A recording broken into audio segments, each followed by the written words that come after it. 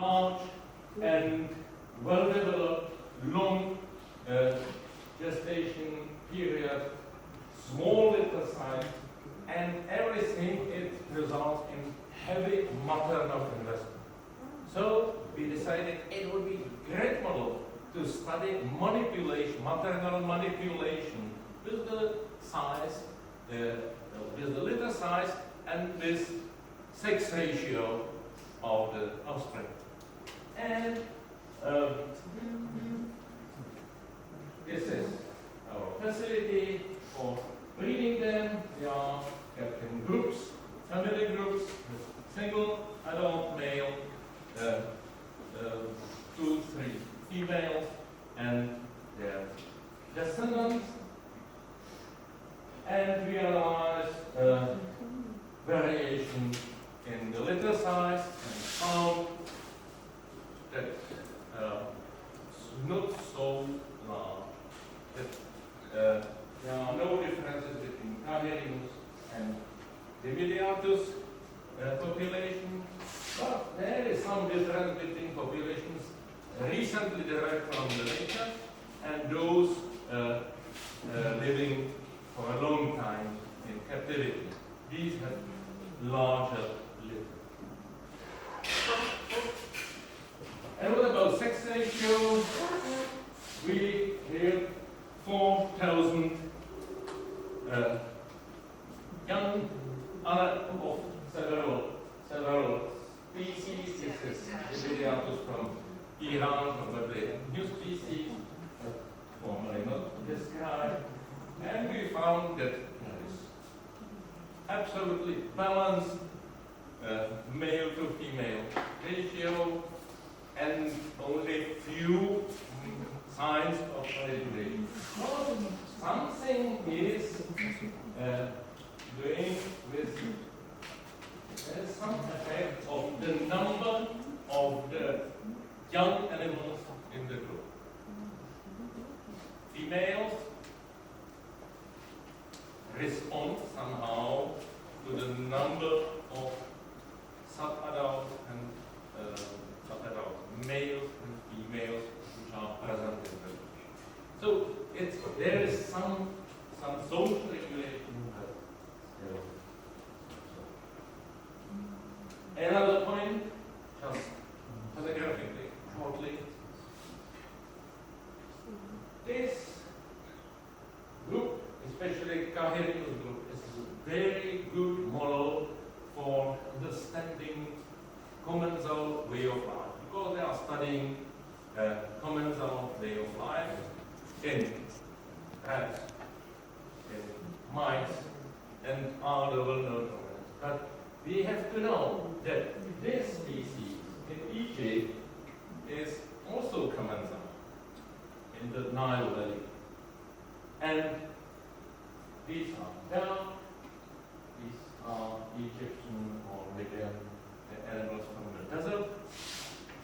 And moreover, we have secondary non-commensals, those that escaped from Egyptian boats during the ancient times, during the pharaoh's times.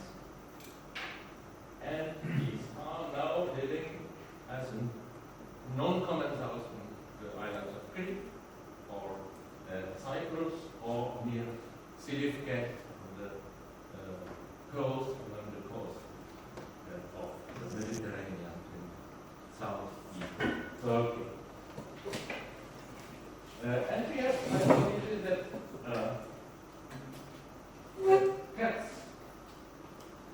presence of cats, and high elevated predation in the commensal population will increase anxiety, and that also commensal way of life requires three-dimensional, not two-dimensional locomotion ability to orient. So we performed with 12 populations, commensals, non-commensals, and secondary non-commensals, a pottery of behavioral tests. And what we found, there is great variation between the tests.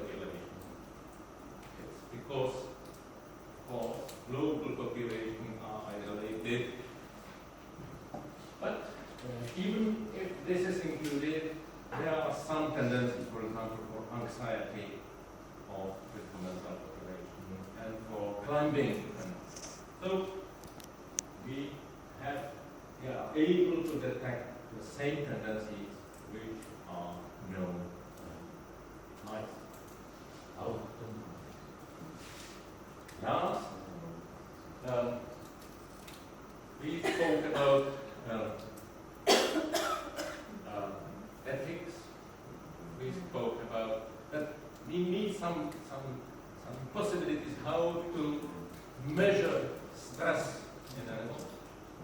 And one possibility is to use non-invasive assessment, in this case, to measure fecal corticoid metabolites, which are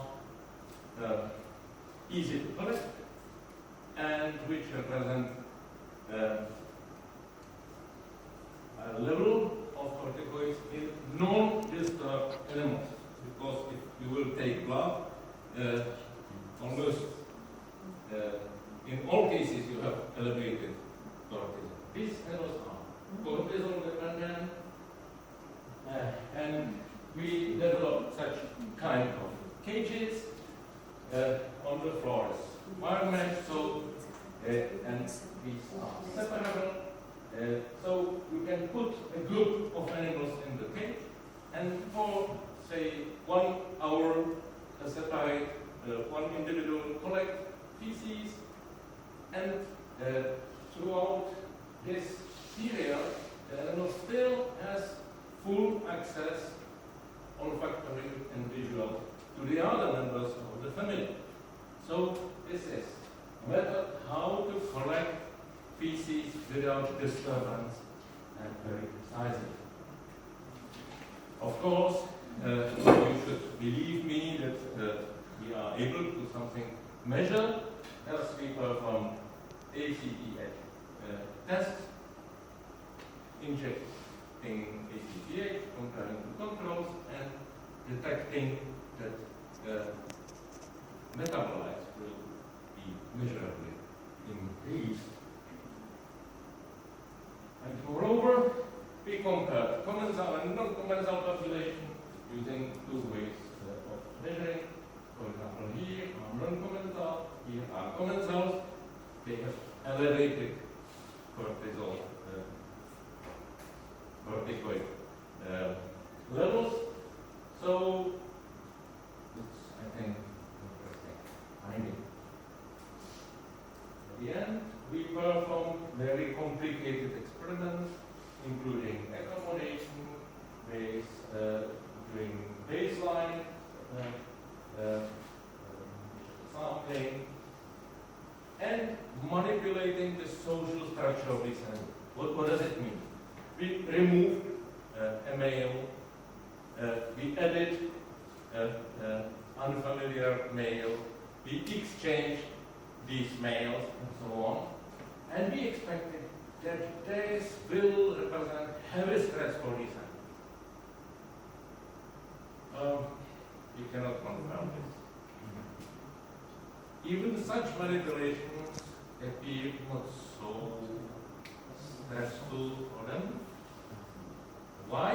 Because the males that were allowed to enter the other group of females, in spite of the females were biting them, were very happy because they had access to youth men.